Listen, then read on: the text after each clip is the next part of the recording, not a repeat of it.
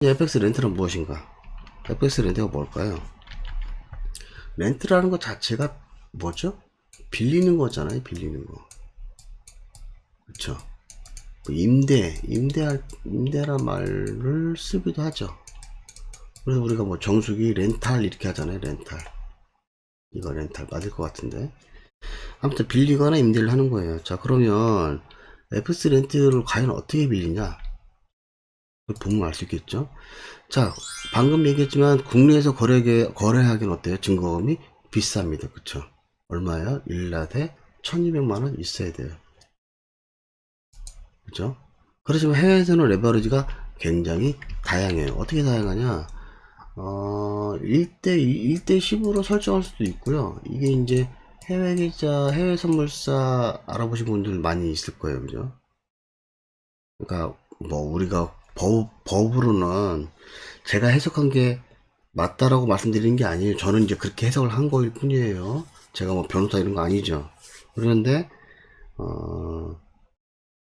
이게 조금 변별력이 없는 것 같아요. 그래서 이게 만약에 그걸 어겼을 때, 잘못했을 때 이게 형사처벌을 받거나 그렇지도 않는 걸로 알고 있는데 확실한 게 아닙니다. 형사처벌 받을 수도 있고 안 받을 수도 있고 누구 얘기 들으니까 뭐 벌금을 얼마 냈다 뭐 이런 분도 계시고. 아무튼 해외 계좌를 사용하려고 하다 보니까 해외 계좌의 어떤 브로커를 알아봤더니 어떠냐면 레버리지가 굉장히 다양하다는 거죠. 1대 10도 있고 아까 말씀드렸던 이거 설정하기 나름이에요. 1대 50도 있고 1대 200도 있고 400도 있고 그 다음 뭐 또 있냐면 1대 500도 있고 1000도 있고 제가 예전에 봤던 게 1대 1000짜리도 있었던 것 같아요. 이건 1대 1000까지 많이 나오죠. 근데 어디는 또 보니까 1대 2000, 뭐 3000까지도 있다고 하는데 저는 2000, 3000은 못 봤어요. 저는.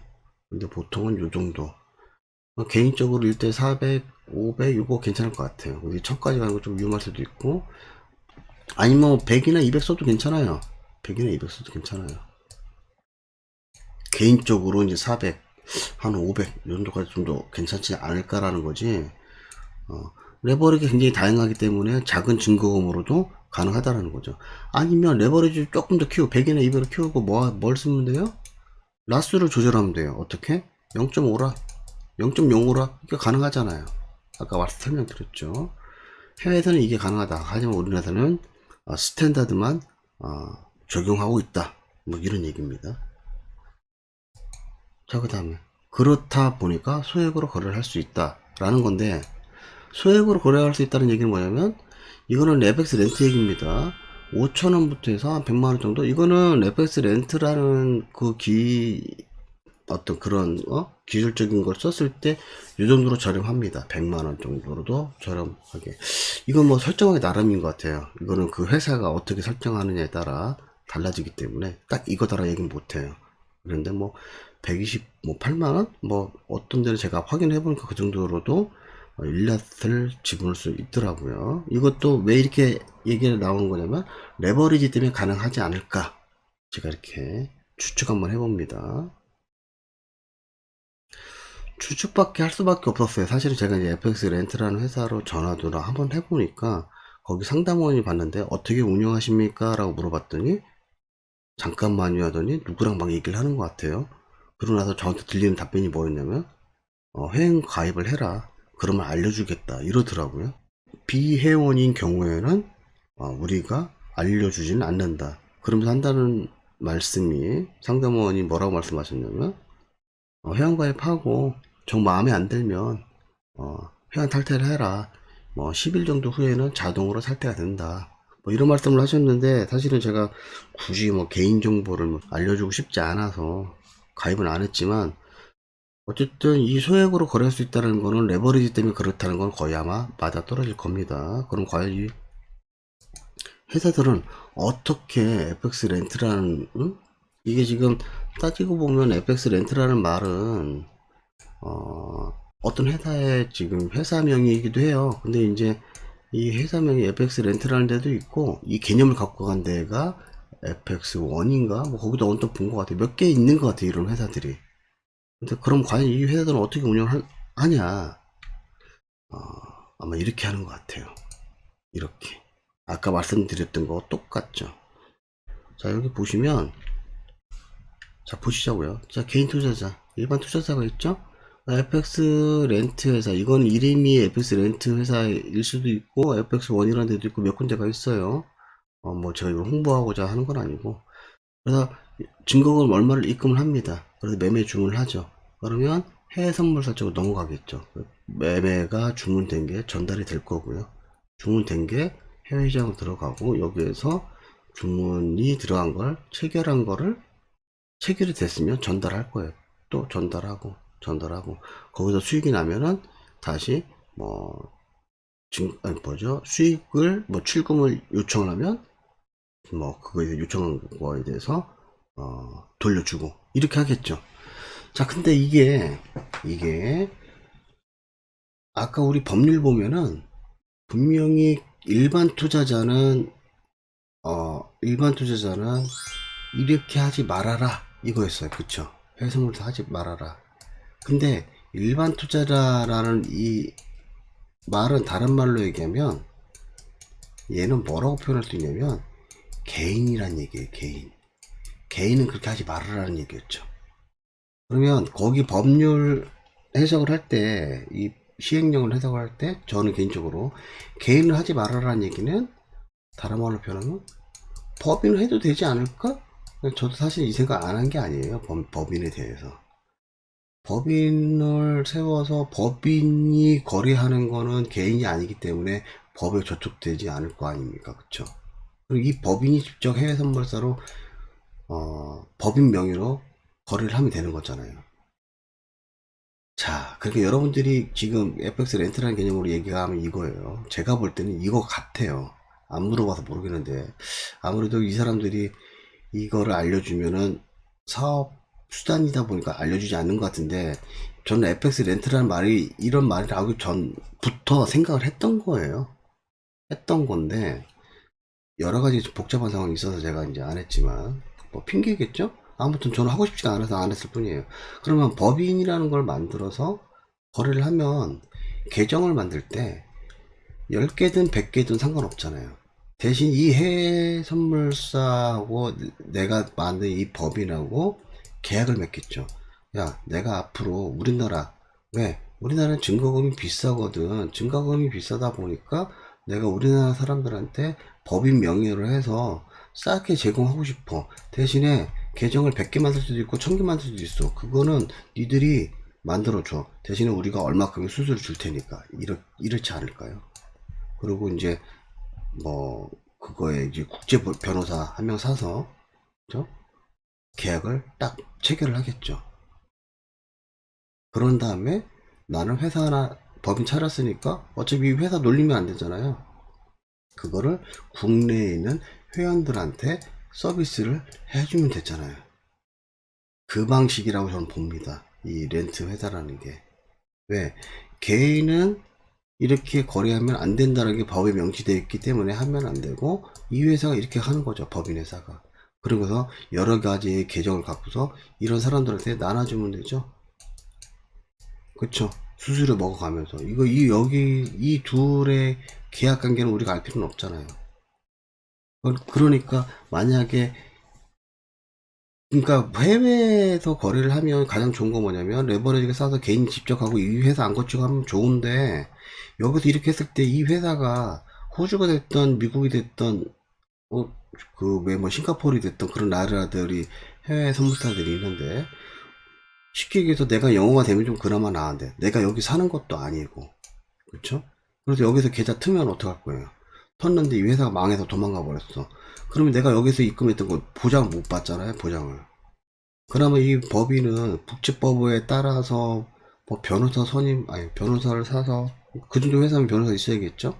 그래서 여기에서 뭔가 잘못됐을 때 어떤 법적인 국제법에 어, 준하는 그런 것들을 계약을 하면, 얘네들이 뭐 도망가거나 부도내서 튀거나 하더라도 우리 법인 입장에서는 뭔가 소송을 걸거나 해서 뭐 돌려받든 뭔가를 할 수 있는 거잖아요. 압류가 들어가서 뭘 하든, 그쵸? 근데 개인이 압류를 하거나 이게 되게 힘들단 말이에요. 그거를 이 중간인 이 회사에서 해주겠다는 소리인 거죠. 그러다 보니까 가격이 저렴해질 수밖에 없는 거예요. 왜? 레버리지를 마음대로 조절할 수가 있으니까. 근데 이 FX 렌트 회사가 지금, 그러니까 아까 제가 처음에도 분명 말씀드렸지만 지금 하는 내용들은 모르겠어요. 이건 제가 그냥 이렇게 하지 않을 거라고 고민을 해서 나온 내용들이에요. 왜냐면 저도 예전에 법인을 만들려고 생각했던 사람이니까. 그걸 알아보기도 했어요. 실질적으로 어떻게 보면 법인 만드는데 어떻고 들어간 자본금 얼마가 있어야 되며 이런 것들 다 고민했던 사람이라는 거죠. 비슷할 것 같은데요. 아니면 말고요. 할 수 없어요. 근데 어쨌든 제가 보기에는 이 소액으로 거래를 한다는 건 그렇게 나올 수밖에 없다라는 거죠. 제 생각엔. 해서 아무튼 이렇게 이런 체계로 가지 않을까라는 겁니다. 자, 그런데 어쨌든 FX 렌트 회사 이런 FX 원이라는 이런 회사들이 운영하는 방식이 어떠냐면 이렇더라고요. 자, 거래 방식이 있겠죠.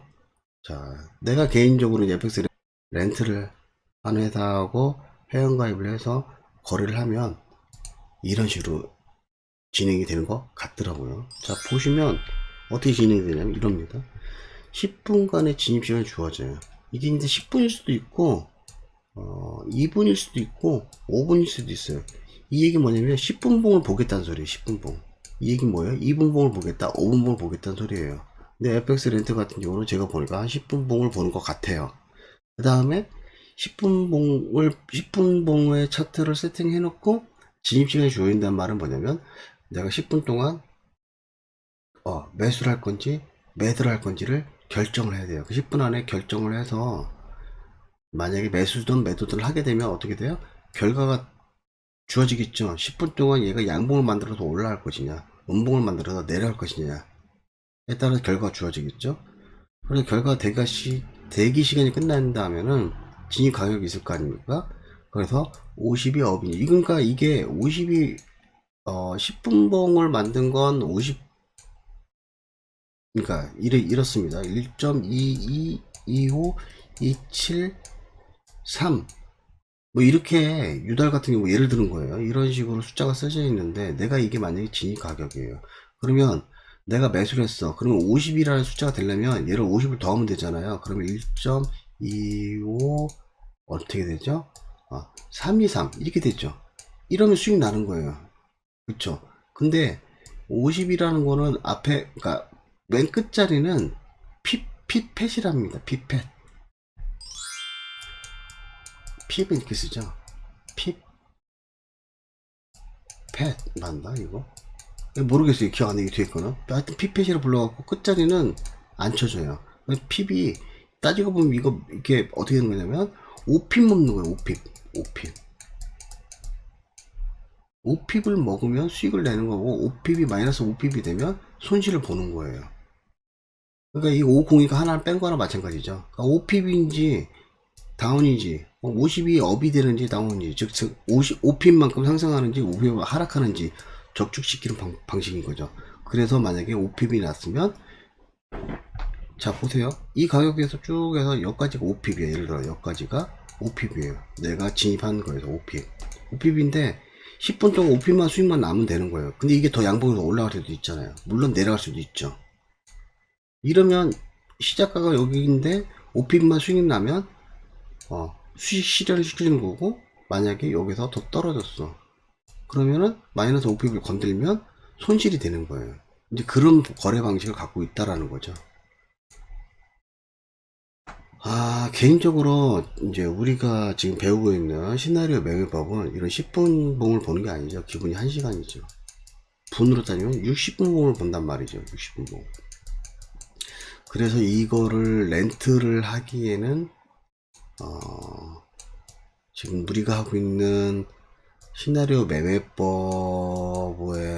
좀 맞지 않다라는 거고, 뭐 5핍이 수익 나거나 5핍이 손실이 다운해서 매수했을 경우에 그러면 우리는 그런 매매법이 아니라는 거죠. 그래서 이 시나리오 매매법으로 하기에는 적합하지 않다라는 판단이 좀 되네요.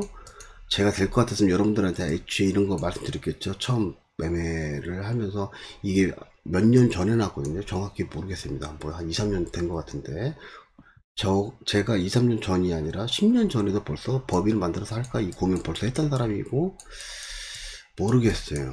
뭐 2, 3년 전에 나왔는지 더 전에 나왔을 수도 있겠죠. 근데 이게 나왔을 때 이게 될 것 같았으면 여러분들한테 아주 적극 추천하겠죠. 근데 모르겠어요. 저는 제가 생각하는 매매법은 맞지 않기 때문에 추천 안 하는 걸 뿐이고 FX 렌트가 맞다라고 생각이 드시는 분들은 해보세요. 해보시면 아는 거죠. 저는 안 합니다. 그래서 거래 방식이 이렇다라는 거죠. 그래서 실제로 거래 방식은 이런 식으로 이루어지는데 거래 내역이 있겠죠. 어떻게 그렇게 거래 내역이 있는지 거래 내역이 또 이렇다는 거죠. 예를 들면 이런 거예요. 보시면 10월 19일 뭐 제가 가상으로 한 겁니다. 10월 19일 11시 20분에 매도를 했어요. 매도를 했다라는 건 여기 보면 스탑이 있고 리미트가 있죠. 이 스탑은 뭐냐면 기본 손절이에요.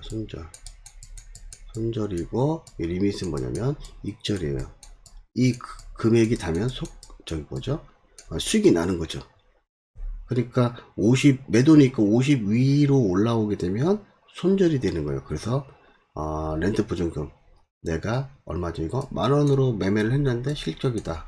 그러면은 얼마냐면 만원이면 얼마죠? 5천원 500원인가요? 5포인트니까 5pb니까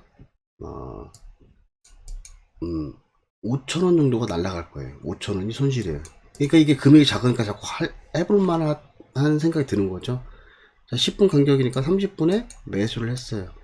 그래서 5천원으로 수익을 낸 거죠.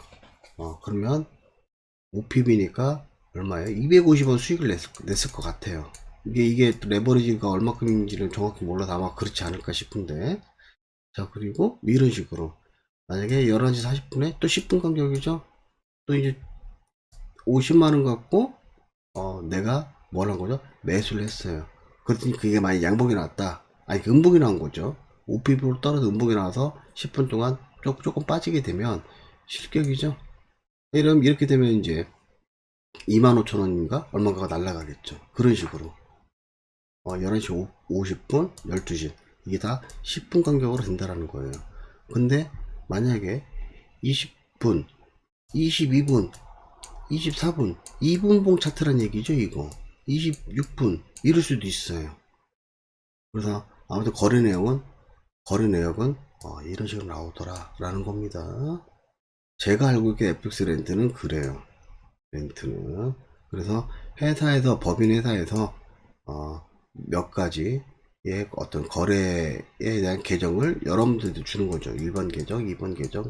우리가 이런 회사에 가입하면 아이디하고 뭐 주잖아요. 그런 계정을 주고 이 회사에다가 렌트 회사가 입금을 하게 되면 그 입금 내에 뭐 일부 수수료를 먹고 그 수수료를 또 좀 나눠 먹겠죠. 해외 선물사하고 나눠 먹고 뭐 그런 식으로 해서 데이터를 받아오고 그 받아온 거에 대해서 수익이 나면 인출을 하게 되면 인출을 하게 되면 가입자 회원한테 출금해주고 뭐 이런 거죠.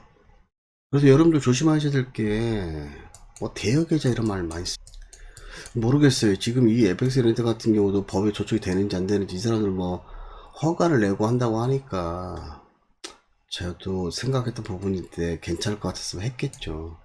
왜냐면 저희는 이렇게는 안 하니까 애초에 신경을 안 쓰는 건데 대여계좌도 굉장히 조심하셔야 돼요. 대여계좌 말 그대로 이거 빌려주는 계좌잖아요. 이런 회사들이 사기성으로 해서 많이 이런 대여계좌를 하는 또 선물사도 있어요. 왜? FX 마진거래 이렇다 보니까 이런 비슷한 것들은 만들어서 대여계좌 만들어 놓고 해외선물 대여계좌, FX 마진거래 대여계좌 만들어 놓고 어떠냐면 사람들이 중요한 건 매매를 하다 보면 어떠냐면 내가 뭐 100만원을 갖고 매매했던 1000만원을 갖고 매매했던 뭐 1억을 갖고 매매하던 분들이 대부분 어때요? 깡통 계좌 된단 말이에요. 그래서 정상적인 차트를 보여주더라도 깡통 계좌가 되니까 그걸 받으면 예전에 그런 사기를 쳤었죠.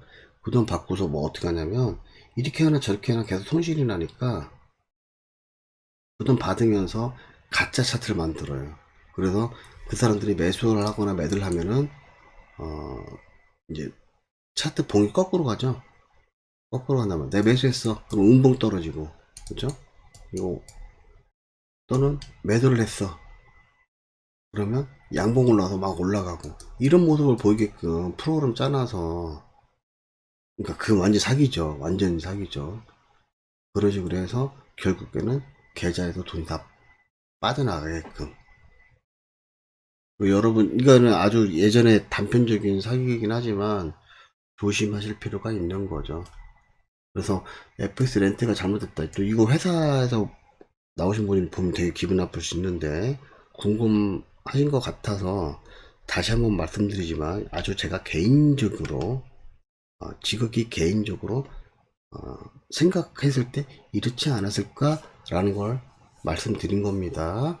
이게 뭐 정확히 이게 맞다, 궁금하시면 가입해보고 해보시면 돼요. 아주 뭐 큰 돈은 아니니까. 근데 저 같으면 안 할 것 같아요. 일단 첫 번째 10분씩 차트 본다, 이거 굉장히 좀 피곤한 거고요. 이거 더 짧게 봤을 때도 엄청 피곤했는데. 그리고 제가 지향하는 시나리오 매매법에서 맞지 않다라는 거죠. 이게 저는 시나리오 매매법은 말 그대로 매매법을 알려드리는 거지 FX 마진 거를 하십시오 라는 개념이 아니에요. 오해하지 않으셨으면 좋겠습니다. 해외 선물 하셔도 괜찮고, 주식을 하셔도 괜찮고, 뭐 비트코인 하셔도 괜찮아요. 차트는 읽는 방법 똑같으니까. 차트를 읽는 방법을 알려주는 사람이지, 뭐 FX 마진 거를 하십시오 이런 개념이 아닙니다. 그리고 저는 FX 렌트라는 이런 데를 깔려 나온 게 아닙니다. 어, 궁금하셨다고 하셔서 제가 이제 말씀드린 것 뿐이에요. 그리고 제가 말씀드린 게 지극히 100%다 맞는 말이 아니에요. 그렇겠죠, 당연히? 네, 아니에요. 아니지만 상당수 맞지 않을까? 이렇게 생각을 해봅니다. 오늘 좀 내용이 좀 길어진 것 같아요. 아무튼 시청해주셔서 감사합니다. 자, 잔고가 빵빵해지는 그날까지 제 영상은 앞으로 계속 됩니다. 감사합니다. 사랑합니다.